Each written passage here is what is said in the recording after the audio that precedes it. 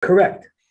So you're gonna say what you said this morning, and then your litmus test is to see if we object. Well, no, it's not a litmus test. I don't think there's anything wrong with it, and no, only one person was sensitive to it, and it might go right over your head. You might don't see a problem at all. So we'll see. Okay. So yesterday we learned that there's two types of moiredes. There's one type who's trying to be mitzayir her husband. She doesn't have a problem with him, but I call it the doghouse type of moiredes. And we learned that there's two approaches to deal with it. The main approach, the first approach in the Mishnah, was that she is sanctioned 7 dinorim or 7 trapikim per day until her ksuba is used up, according to Yosy, until she's completely wiped out, and then he gives her a get without ksuba. So this can drag on for a very long time. And then the Chachamim said, we quoted from the Chachamim, I'm trying to remember exactly what it was quoted from, but it was Rabbi Seinu Chazru V'Nimnu, that you don't make it such a long process, rather you make you send her notice, and then for 4 weeks in a row, Moshe Stern announces in Shul that Yankel doesn't have Shul Bayis with Rivka, and then after 4 weeks they send her another notice, and then he gives her a get, and there's no ksuba. It's a much faster process. So that was for the Moredes that we'll call the doghouse Moredes. And then the Gemara introduced another type of Moredes where a woman is now forekled with her husband. When they married you, you were tall, dark, and handsome. Now you're bald. Now you have stubble, you don't shave. You gain 50 pounds. You smell. Your teeth are bad. You have teeth decay. I don't want you anymore. So there, we say, Loi Chafin Rashi learns we don't force her to live with him. She can get a get right away, and she does not get her ksuba. And the Gemara told us a story about Reb Zvid's son, whose wife became nimis from him and wanted a get. And the question was, although she loses her ksuba, what about the beautiful clothing that she brought from her father's household when she's unmarried? Is that also part of the ksuba that she now has to forfeit and leave over to her husband when she's leaving the marriage? So there were 3 titans, a Meimer, Mazutra, and Ravashi, who paskined that she has to forfeit them. Rav Gamda, who was listening to their conversation, protested and said, "You're pandering to Reb Zvid. In other words, you're saying that she has to forfeit these expensive garments to her husband. Why? Because her husband is Reb Zvid's son. So you're pandering to Reb Zvid. It's not right, because in fact, it's a shaila. Rava has a shaila whether or not she gets to keep those or not." And we're up to Ikud Amri, which is the second line from the bottom on Daf Samach Gimel Mabeis, the second word from the end of the line. Ikud Amri, the story happened in the opposite way. And you'll see it's damned if you do, damned if you don't. Ikud Amri, Yosy V'Ka Amri, this is what they said. In fact, she gets to keep them. So that's not pandering to Reb Zvid. Rav Gamda still said, I don't like your psak. Mishum de Reb Zvid gaver rabahu. Because Reb Zvid is a gaver rabba. And Rashi says, since he's a very erlichem person, he's not going to argue on your psak, even if he feels your psak is wrong. You took advantage of that and judged against him? Zog to Gemara, we don't have a psak halacha. We don't know what the halacha is. Therefore, any begadim that she has in her possession, we let her keep. Loy tavsa begadim that are not in her possession, loy yavin, we don't let her keep. So we're going to pause here for a second, and the Gemara refers to Reb Zvid as a gaver rabba. So I want to share with you a beautiful word that the Rav once said in Arbis Medrash about what a gaver rabba is. And the Rav was once a little bit uptight, and people were upset that maybe others were being lax in their strict observance of face diapers. And because of that, the Rav had to lay down the law of the land. And the Rav said very strongly as follows. He said over a beautiful story with the Ostrovtze and Reb Chaim Oizer, who was the Poisek Gadar. They met and they were each mechabed the other one to say a Dvar Torah. And I believe the Rav said that the Ostrovtze said to Reb Chaim Oizer, you're a Gaver Rabbah, you should say the Torah. Why are you a Gaver Rabbah? Let me tell you what a Gaver Rabbah is. The Gemara, I believe, at the end of Makkah says, one of the Amoraim said, I never understood why is it that people will stand up for a Sefer Torah, but they won't stand up in front of a Gava Rabbah, when really a Gava Rabbah is even greater than the Torah itself. Why?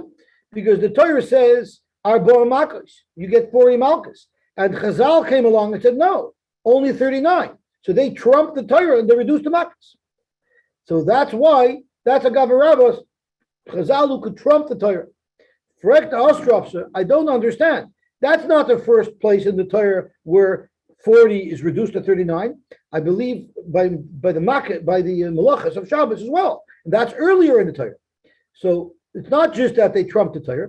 What it is someone who wants to minimize pain of Klal Yisrael. The Torah said 40 makkos, and he said, no, don't give him 40, just give 39. Someone who's looking to protect Klal Yisrael from Tsar, that's a Gavarab. So the Rav finished off by saying, in Arbish Medrash, I want to protect people from Tsar. I want to protect people from getting sick. And that's why they have these strict rules of face diapers and separation and seclusion and plastic tablecloths all over the Besmedrash to separate the Besmedrash and mechitzas by the bima. So why? Because I'm very makbid on the health of the people, and that's what identifies the characteristics of a Gava Rabbah. So that's what the Rav said, and I see that David Lyman is giving me the middle finger. so the pointer finger. So I'm warning you finger. So I'm just saying over word for word what the Rav said. The only modification that I made is instead of using masks, I didn't want people to think I'm referring to Purim masks. I used face diapers so people should know we're talking about surgical masks that don't protect anybody from any type of viruses because they get right through them.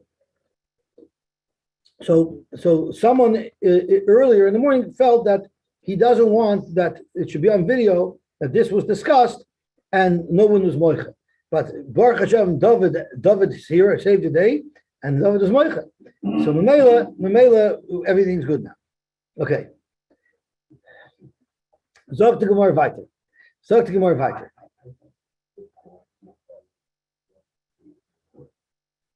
I believe that I said over word for word what the Rav said. Now I'm going to add just for a moment is that everybody there said, and I didn't use the word face diapers in the morning. I said masks. Everybody felt there was nothing wrong with it. But the person who felt that there was something wrong with it happened to also have been a crazy COVID kook who was totally in support of all these crazy restrictions. So that's why he probably was more comfortable. That's what, I'll just tell you, that's what the other people in the shir this morning felt, that the way I said it was completely not problematic in any way, and they had no problem with it. And if I said anything that was disrespectful to the Rav, Chaim would have chopped my head off, right? But they felt that the way I said it was completely respectful, which was my intention, in fact. And this person was very sensitive, being that I was speaking out against masks or expressing my lack of respect for wearing masks. So that's why he might have been uncomfortable with it. But I'll call upon him. That's what the Rav said. It's a beautiful, beautiful word from the Ostrofse. And whenever I learn about Gava Rabbah, I remember that beautiful word. Zog to Gemara weiter. Umashinan, you don't just have her walk out and create a divorce. Rather, umashinan Teresa Yarchishata Agita. We wait 12 months before we give her the get. Teresa Yarchishata Lesla Mezoini Mibal. She doesn't get mezoinis. So the Pasha, the way to understand this is it's referring to this type of Meredes, the woman who is repulsed by her husband. But there are those who learn that it's even referring to the other Meredes. Anytime a woman wants to break up a marriage and wants to get, we always delay it for a month because we don't want anybody to make such a big decision in haste. And if there's a year to think it over, then we would let her get a get. Zok the Heilige Gemara weiter. Omar Abtuvi Bar Kisno Amar Shmuel. Koisvin Igeris Mered al Arusa, then Koisvin Igeris Mered al Shemeres Yosy. When do we start activating the wheels of justice to sanction her? That's only if she's an Arusa and she doesn't want to become a Nesua. But what if she's a shemeres yovim and she doesn't want to do yibum with their brother-in-law? Then we will not sanction. Frank the Gemara Meisve, we have a brisa that says you do sanction a shemeres yovim. Achas liarusa nesua afilu nida afilu chaylava afilu shemeres yovim. So how could Shmuel say you don't sanction a shemeres yovim if the brisa says you do? Zok the Gemara like kasha. It's not fair. Kancha tabahu, kancha tabahi. It depends who the complainant is. If he's the complainant, sure you'll sanction. The bride is speaking about where he's the complainant, so she gets sanctioned. But Shmuel is talking about when she's the complainant, when he's holding back intimacy. There, if she's complaining that her Yovim doesn't want to be intimate with her, we don't take any action. Why not?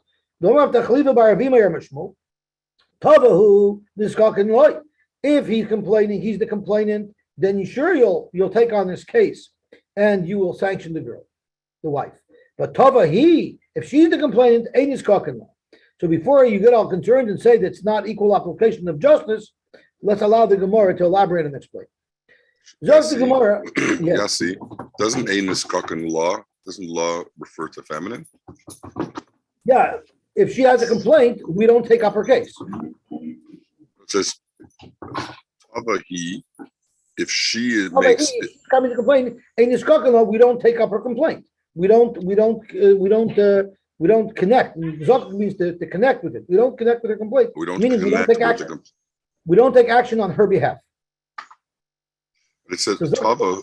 In the beginning, it said Tava, who if he complains, so we do take up Aiska. Okay. Take up his complaint to sanction her, but we don't take up her complaint. Okay. So Zok the Gemara. So let's go back to Shmuel, who we say that we don't take up her complaint because she was the one who made the complaint. So let's just go back to what Shmuel said. Amar Shmuel, Kaisvin Igeris Mered al Arusa. You write in the Igeris Mered on an Arusa.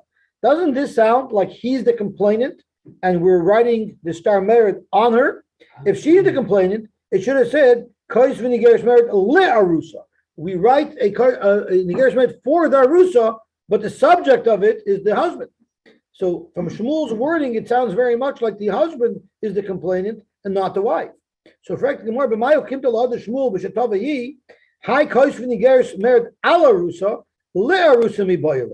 we're writing it on her behalf, not about her. She's not the subject, she's the complainant. So we could modify the words of the Amoyer Shmuel. But fact Gemara, even if that's true, so it seems that what did Shmuel say? That we won't take up her complaint if she's a Shemeres Yovim, but we will take up her complaint if she's on a Rusa. What's the difference? Why don't we take up the complaint of a Shemeres Yovim? We tell her, so he doesn't want to be intimate with you. You're not Mechuyev and Periyah anyway. So big deal. Zil, get out of here. Loy Mavkados. You're not Mechuyev and Periyah. We're not going to fight for you that he should be intimate with you. Arusa Nami. So why by Arusa do we take up her complaint? We should tell her the same thing. Name Allah, Zil, Loy Mivkadis. Ella, it's not just about the mitzvah Puruvu. She has a right to demand intimacy, even there's no Puruvu involved. You know why? Ella Baba Machmas Taina. She says, so I'm not Mechuyev in Puruvu, but I still want to have children. I want children who will be my walking stick. Meaning when I'm old and feeble, they can help me walk, support me. And I need someone who's going to bury me. I need someone to take Kaddish for me. So if that's her argument, why we sanction when she's in Arusa, so why don't we sanction the Yavim for the very same reason? So because of that, we're aborting this teretz and we have a new teretz. We have a stira. Shmuel says that we don't take up we don't write in the Igeris Mered for a Yavim and a Yavama, while we do for an Arusa, yet the Brisa says we write it for both. In fact, it's the husband that's the complainant. It depends on what the complainant wants and what the woman is refusing. If he doesn't want to do yibum, he just wants to do chalitza, and she refuses chalitza, then the skokin. Then you will take up his complaint and you will sanction her until she's agreeable to accept the chalitza. But if he wanted to yibum and she didn't want to marry him, then ein skokin loy, that you don't sanction, you don't force her, because because you don't force her to do evil. So when Shmuel said that you don't write a star merit for a shemesh yavim, it's speaking where the husband wanted to do a bia, where the yavim wanted to do a bia. The brisa that says that you do sanction her is speaking where he wanted to do chalitza, and she was refusing the chalitza. What's the difference? Shmuel said we don't write a star merit if she refuses yibam. They tell him she doesn't want to marry you. Too bad. There's other women out there. Zil and Nesiv, and it's achriti. Go marry somebody else. So lachlit nami. If she doesn't want to do chalitza, that doesn't impact him. Name of Zil and Nesiv, it's achriti. There's no cherem de gershon. Marry somebody else. You can't force her. Ella, his complaint is, yeah, technically I could marry somebody else. But practically speaking, who's going to want to marry me when they know there's a strong potential that I'm going to have a second wife? Since she's still connected to me, there's still a zika. I'm not going to be able to find another wife. So it impacts me. So the same way I could demand the chalitza,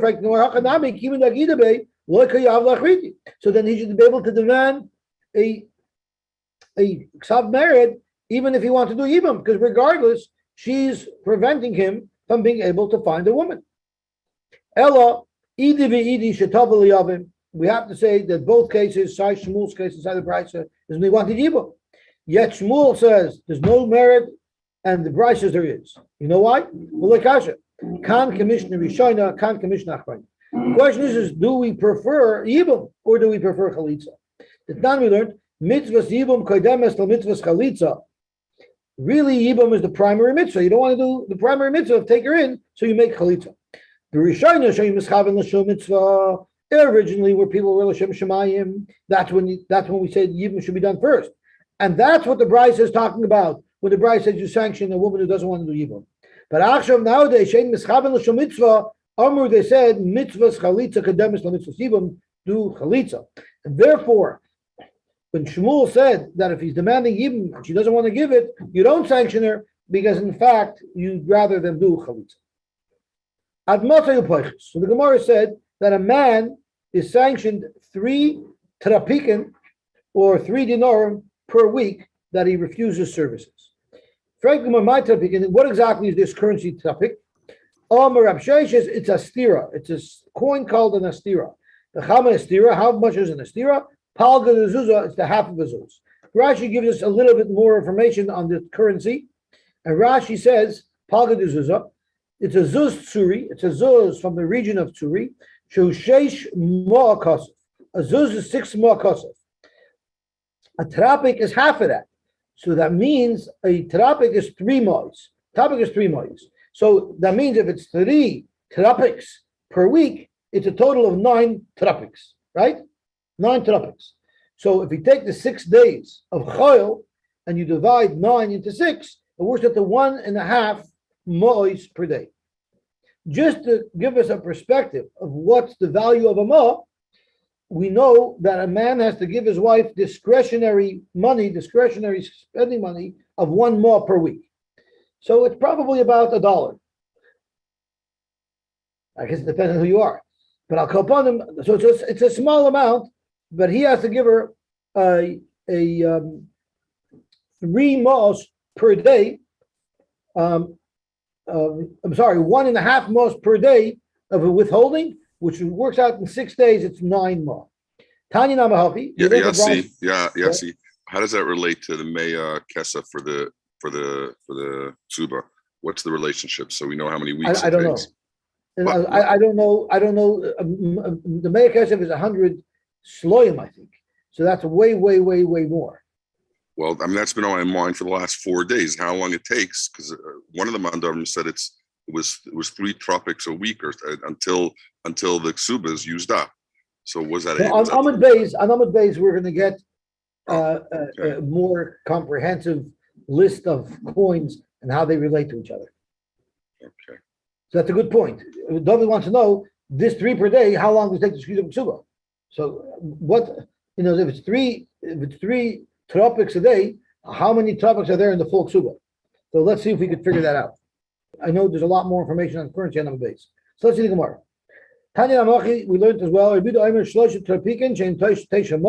which works out to Mo V'Chatzi L'Chol Yoy, which means he's not being sanctioned on Shabbos. Why is it that he gets a free pass on Shabbos and he's not sanctioned for Shabbos? So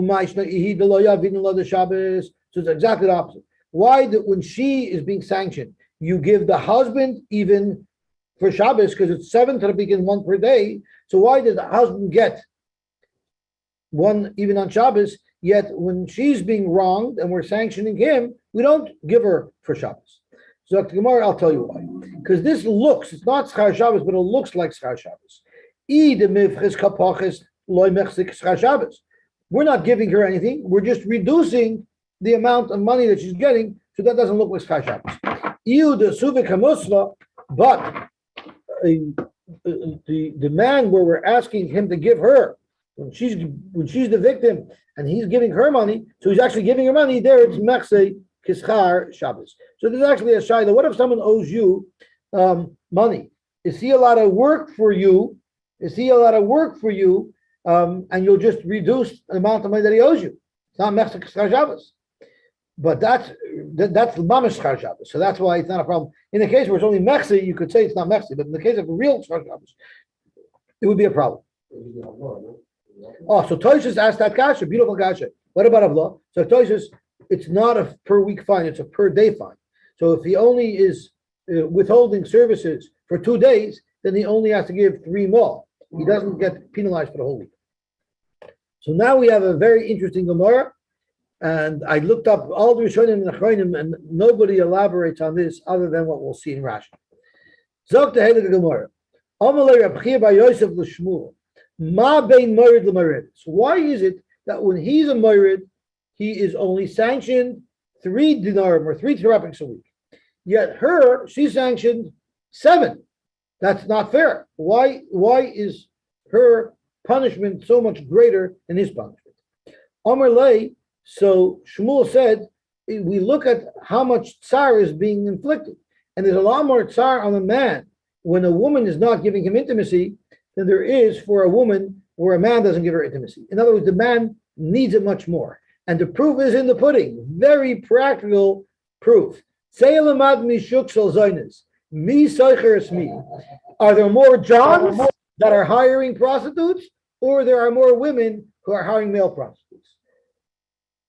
Obviously, there's many more Johns. So clearly, a man needs it much more. And since a man needs it much more, it's a raya that he gets so much more tsar when she's withholding, and therefore her sanction is much greater. But Gemara has even a stronger proof.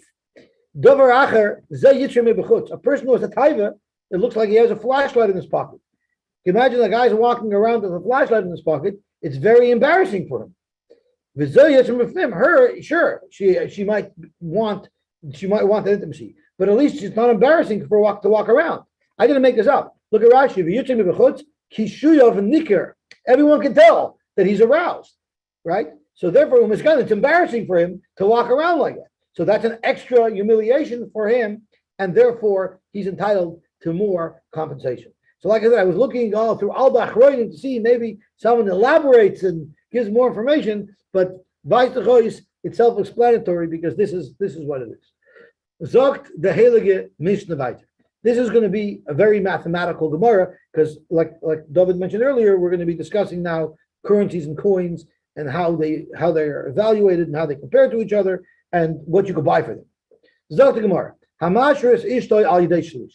What happens if you're not living with your wife in the same house and sharing your food? Rather, you don't live with her. She's living on her own, and you're just providing her with the necessary supplies that you're responsible to give her. And the question, how is this possible? A is there's a machlekes rishonim b'chlalav. You're allowed. Are you allowed to live separately from your wife and just support her? There's a shayla about that. According to the shittas that you could, so that could be the case of our Mishnah. According to the shittas that you can't, could be this is speaking about somebody who's a chamar or a gomel or a balsvina who's not home very often. So when he's not home, what type of provisions does he have to supply to her? So the halacha is lo yifrois lo mishnei kavin chitin. He has to make sure to give her at least 2 kav of wheat per week. So this is grain. He has to give her bread. He has to give her bread of 2 kavin per week. Oy me'arba kavin soyer. If he's giving her from barley, he has to give her a lot more barley. So he's giving her the grain. He's not giving her bread. He's giving her grain that she'll make bread out of. So if he's giving her wheat, he gives her less, only 2 kavin, and he gives her more. If he gives her barley, he has to give more because the yield is less. Amar Yosy, loy pasuk la sa'ir, ella Rabbi Shmuel shoyisamuch la'edon. The only person who ever gave barley to his wife is Rabbi Shmuel, who lived near Edom. This is a medrash pliya. The Gemara is going to explain it. B'nois-in-law, and he gives her chatzi kav kitnius. So besides giving her carbs, he has to give her proteins as well. So he gives her a half a cup of legumes. The chatzi loik shemen, she needs her fats, healthy fats. So he gives her a half a loig of oil. And then he has to give her some more carbs, the kav groigers and the kav of dried out figs, or pressed figs, which are not sold by the amount, they're sold by the weight, but it's the same product. And what if he doesn't have access to these specific supplies?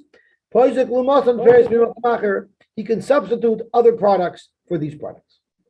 That's as far as the food that he has to supply her, but he has to supply her with other things as well. He has to give her a bed. A mavet is a harder mat. A machtel is a softer mat. Chaim Fira told me that the Shita Mukabetza says it's one or the other, either a mavet or a machtelis.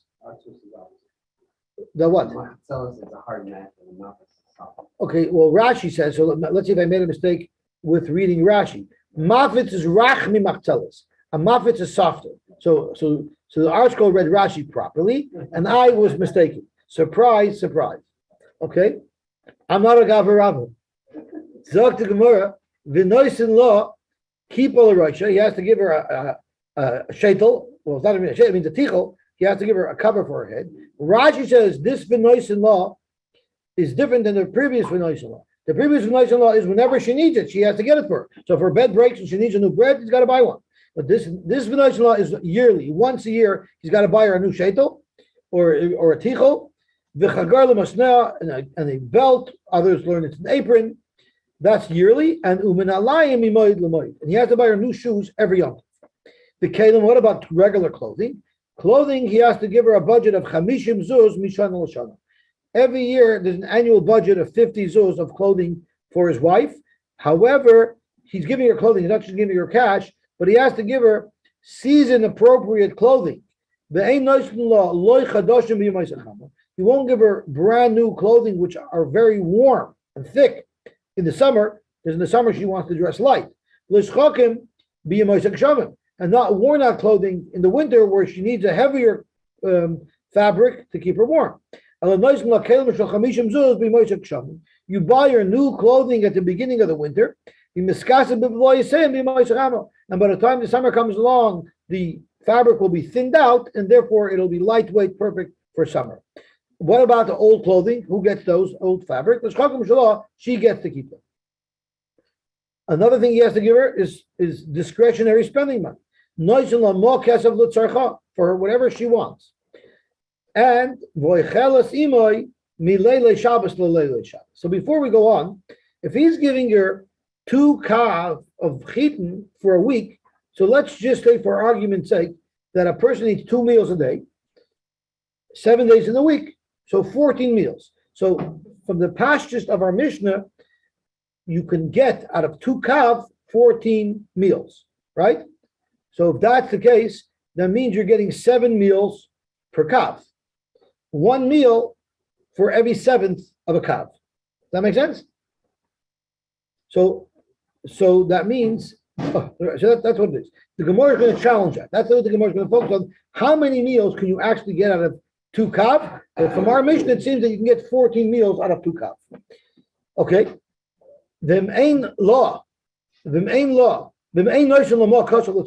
What if he doesn't give her this discretionary funding?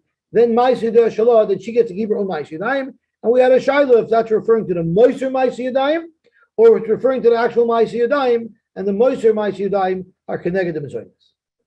What does she have to produce for him? Mishkal Chomesh Shloim Shesi b'Yehuda.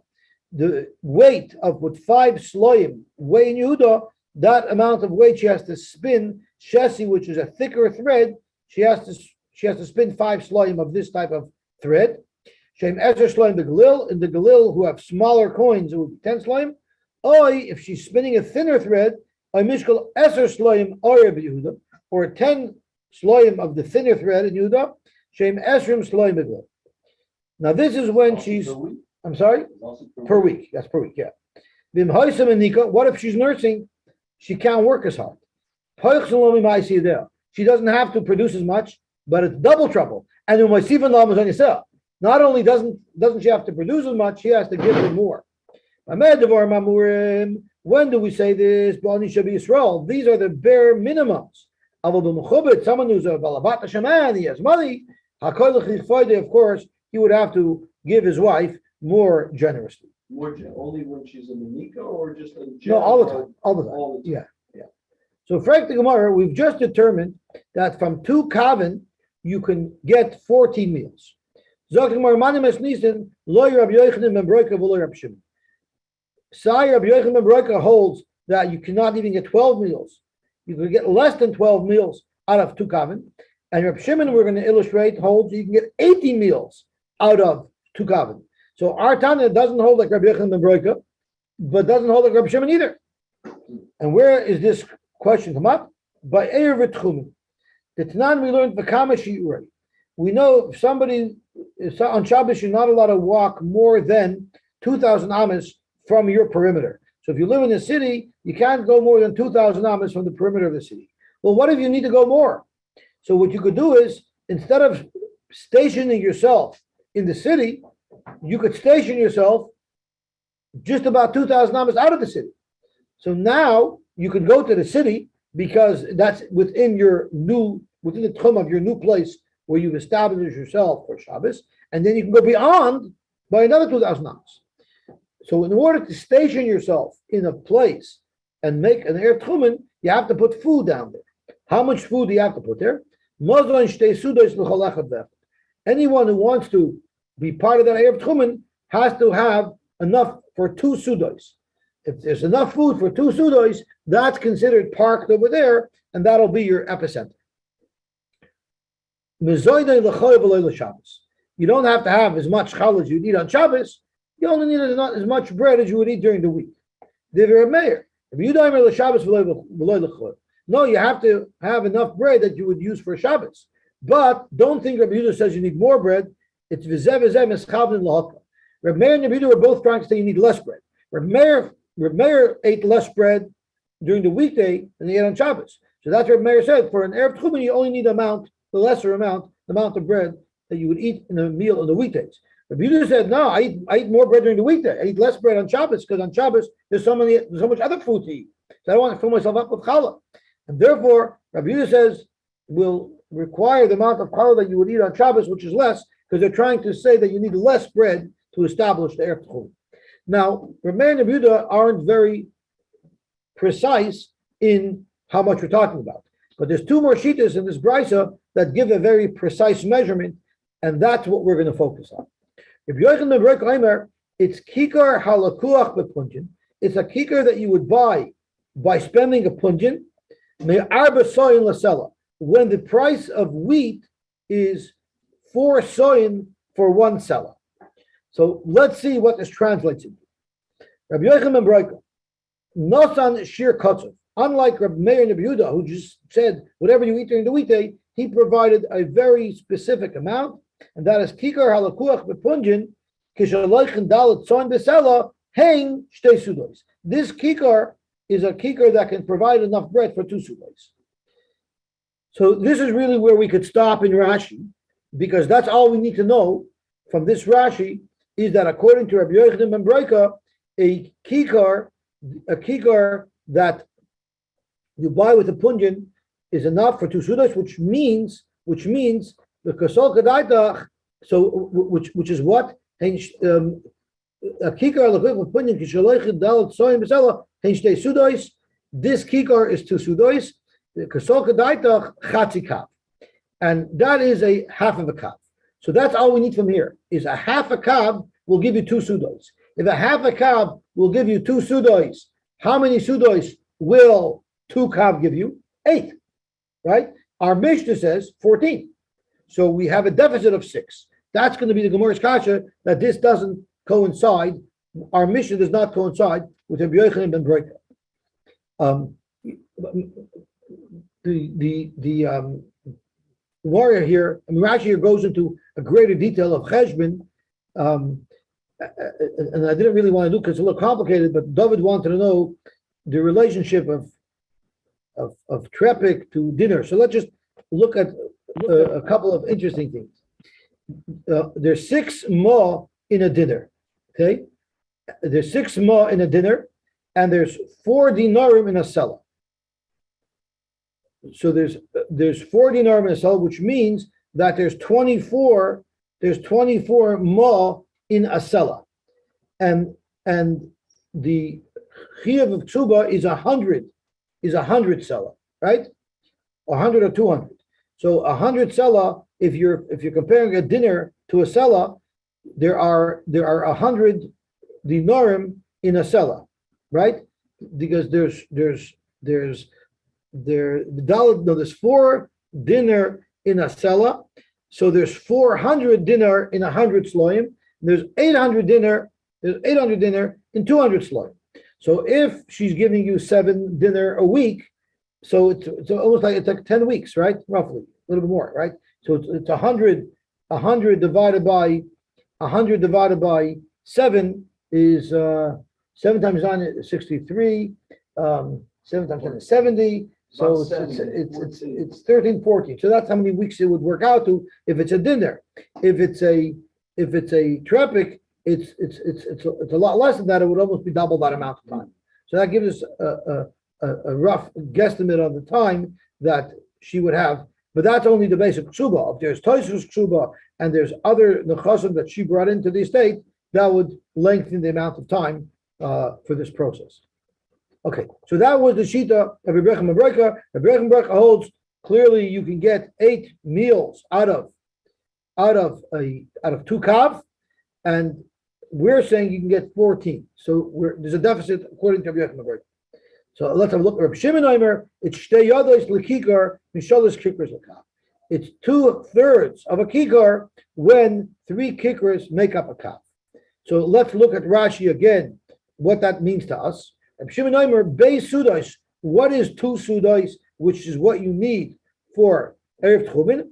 Hein shtei yados shel kikar. It's 2/3 of a kikar when shalish kikars lekav, when there's 3 kikarim in a kav. Kum techos. A kav, there's 3 kikars for a kav, and each kikar has 3 parts. Nimtza kav will be tes sudos. That means each kav can give you 9 sudos. Why? Because you get 3 kikars out of a kav, and each kikar is 3 meals, according to Reb Shimon. So 3 times 3 is 9, which means 1 kav will give you 9 meals, 2 kav will give you 18 meals. Clearly, Reb Shimon was much more into portion control than Rabbi Yochanan ben Broika, because Reb Shimon says out of a kav you're going to get 9 meals, while Rabbi Yochanan ben Broika says out of a kav you're only going to get 4 meals. So Rabbi Yochanan ben Broika's meals were more than double the size of Reb Shimon's meals. But either way, it doesn't jive with us, because our Mishnah seems to indicate that the 2 kavim will give you 14 meals. According to Reb Shimon, it's going to give you 18 meals, which is too much. And according to Rabbi Yochanan ben Broika, it's only going to give you 8 meals, which is too little. And that is the problem. Now the Brisa says, once we're talking about shiurim, so the 2 meals is what you need for erev tchumen. You need 1 meal for beis hamanuga. The halacha is if you walk into a beis hamanuga, you become tamei, but you have to be there a certain amount of time. How much time do you need to be there? Kedei achilas pras, the amount of time it takes to eat 1 meal. So therefore, half of the shear that you would need for erev tchumen, which is 2 meals, half that would be the shear that you need to eat when you become tamei in the beis hamanuga. So you don't actually have to eat in the beis hamanuga to become tamei. You have to stay there long enough to be able to eat that amount. The chatzi chetzia, That's 9 minutes after this cross. it's I think most we pass those diamonds, but there's those holes more, there's less. Pesach time, everyone focuses on that. The chatzi chetzia lives so less a gvia, and a half a meal will be lives so less a gvia. The halacha is if you eat food that's tamei, you don't become tamei because a person could become a rishon or tamei. Food starts at a rishon, so if you eat a rishon, you're not going to become tamei. But midirabanan, we say that if you ate food that's tamei, you're not allowed to eat truma. How much food that's tamei do you have to eat not to allow you to eat truma? Half a meal.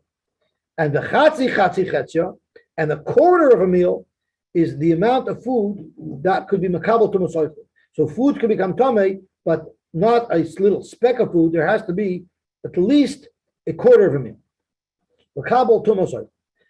That's not relevant to us. What's relevant to us is the machlokes between Ration and Broika, who holds that 2 kav will give you 8 meals, and Rabbi Shimon who holds 2 kav will give you 18 meals. So mani, Rabbi Yochanan and Broika, tam nehava. These 2 kav only give you 8 meals. The Rabbi Shimon, tam nisrei. These 2 kav will give you 18 meals. Let's say our Mishnah goes like Rabbi Yochanan and Broika. We have a deficit of 6 meals because according to Rabbi Yochanan and Broika, these 2 kav only give you 8 meals. We have to look at wholesale prices and retail prices. Really, when the Chemini spends a seller to buy 4 soin, the yield is in fact more than 8 meals. The yield is actually 12 meals. But when the Chemini is selling it, he's not going to sell for the same price that he bought, because where is his profit? So the profit is that he will sell 8 out of 12 for the cost that he spent for the raw materials of the 12. So basically, that's called a 50% markup, right? If he spent $100 and he's charging $150, right? So if you buy for 8 and you sell for 12, that's what we call a 50% markup. Right. Well, so when we talk about markup, you're usually looking at so it's not really a markup, right? It's a 50% increase of what he sold. That's like a 30% markup because normally you divide it by 0.7, you don't multiply, right? So we'll call it like a 30-something% markup, but to make it easier, I'm going to say that it's a 50% milagav markup. Hachanami, Izi Tilsa Shadi Alayu. So technically, when he gives it 2 kav, like David mentioned, if she's not buying it from a retailer, she's getting the raw materials and she's producing food, she'll actually be able to produce 12 meals out of those 2 kav. So tomorrow, so now we're up to 12, but we're still short 2 meals. Akati Tarta Shrei Havyon. So where does she have the next 2 meals? The Mishnah says that these supplies are when she's eating by herself. When she dines with him, so he's providing that meal. So therefore, that takes care of 1 meal. So that's 13 meals. We're still 1 meal short. Really, we're 2 meals short because on Shabbos you need tav shalosh shudas. So Zok the Gemara, if when the Mishnah says that she eats with him Friday night, it means she eats with him the meal and he's providing that meal. Then at least you found an extra meal. Elolamand Amar Achila is tashmish. It just means that they have intimacy, but they're not actually eating together. So we still have our same deficit. Michael Maimer. And even if there is a meal Friday night, so she has 13 meals, she's still missing 2 meals of the 3 sudas on Shabbos. Ella Kedu Amar Reb Chisda. So rather it will go like what Reb Chisda said. In fact, the markup is a 50% markup. So when we say that the 2 kav he sells 8 meals, but he actually was able to produce from that saw 16 meals. So when she's making it by herself, she's actually going to get 16 meals out of it. So before we figure out how the 16 meals work, because that doesn't either add up properly, because we're looking for 14 or 15 meals, what are 16 meals? Before we deal with that, we have a direct contradiction in Reb Chisda. The kasha to Reb Chisda said there's a third markup, and now he's saying there's a 50% markup. What is the markup? Zok the Gemara like kasha. It depends on what the baker, when he buys from the wholesaler, from the wheat wholesaler, when he buys the wheat for a seller, when he buys the forest wine for a seller, does that package come along with fuel, with wood, with which to bake that bread? So how about the Yavatzivi? If when he's paying that seller for the forest soil, he also gets firewood, so then basically his total out-of-pocket expense, besides his labor, is only that one seller. Therefore, by marking it up 30%, those 4 meals, that will be his profit. But how about the Yavatzivi? What if, in addition to the seller that he has to spend to buy the raw materials, to buy the wheat, he has to now go spend money and buy wood for firewood because he has to bake the bread. So now his expenses are even higher. So that's why he is going to have a higher markup, because in fact his expenses are higher. So Zok Gemara. So now that we've explained that, so out of the saw that he bought, which again is a 2 kav, it's going to be shitri oven. It produces 16 meals. So if 2 kav produce 16 meals and she only needs 15, where's that extra meal going to? So Gemara, come on, Reb Chitka, are you going to suggest like we hold like Reb Chitka, like our Mishnah is going according to Reb Chitka, who we don't hold like? The Omar Arba Sudois Chayiv Adam Lechol b'Shabbos. This would kill a Lubavitcher. It's not enough to eat. It tells you have to eat 4 sudas on Shabbos. So that's why there's 16. Because 2 times 6 is 12 for the days of the week, and then another 4 sudas on Shabbos. But it's not logical to say that our Mishnah is following the sheet of Reb Chitka. So Gemara Afilu Temer Rabbanon. Let this going according to Rabbanon that there's only 15 meals in the week. She has 16 meals. What's she going to do with the extra meal? So Gemara Dal Chada L'Arche Parchi. A woman is entitled to have from her husband enough food that she can share. She can have a guest. So that's why she's entitled to that extra meal. Zok Gemara, once you mix already orchim into the equation, so now we never have a problem if the meals don't add up. You could even say it's going according to Reb Shimon, where the 2 kav net 18 meals. She only needs 15 meals. Very simple. She only needs 15 meals, so she has 3 extra. Yes, she's entitled to 3 extra meals, so she can have guests 3 for 3 meals.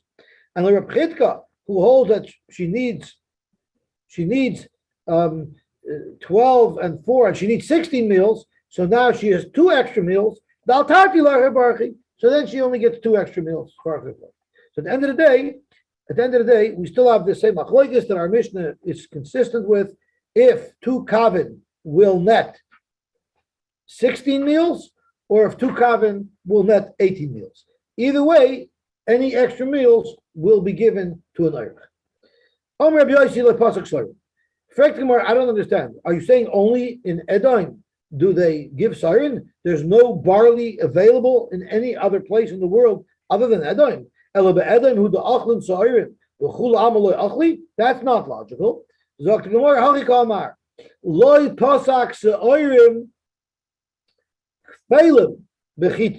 Sure, everywhere they give siren, but when you give siren, you don't necessarily have to give more than wheat. The only place where you have to give double the amount of barley compared to the amount of wheat that you would give is only Rabbi Shmuel Shoyisamach LaEdom, because the barley from Edom was very poor quality and its yield was very low. So if you're giving that type of poor quality barley, then you have to give double the amount of what you would give in wheat. The barley from Edom are very poor quality, so therefore you have to give double the amount if you're not going to give chita, if you're going to give siren. But anywhere else, you just have to give enough siren to provide the same amount of meals, not necessarily double what you would give in chita. Okay, you don't have that concept of I don't have bread, let them eat cake. I mean, that could be the name of your share. But why do I mind the Zionist? It's really dependent upon what I can provide or what she needs. Is the Gemara going in between trying to find? No, the Gemara sets a minimum, and if you can afford more, you got to give more. So the minimum is based on what an average person eats. I guess so. right? So it can't be that in certain places people ate more, people ate less. That's what I understand in the Cloicus really. What did people eat? This was having, so this is Las Vegas, so people. The Gemara doesn't seem to be making that distinction, Right. right? The Gemara seems to say wherever it is, you got to give this much, and when the grain is poor quality, you're gonna have to add. So she should have her. Okay, gewaltig. So now I have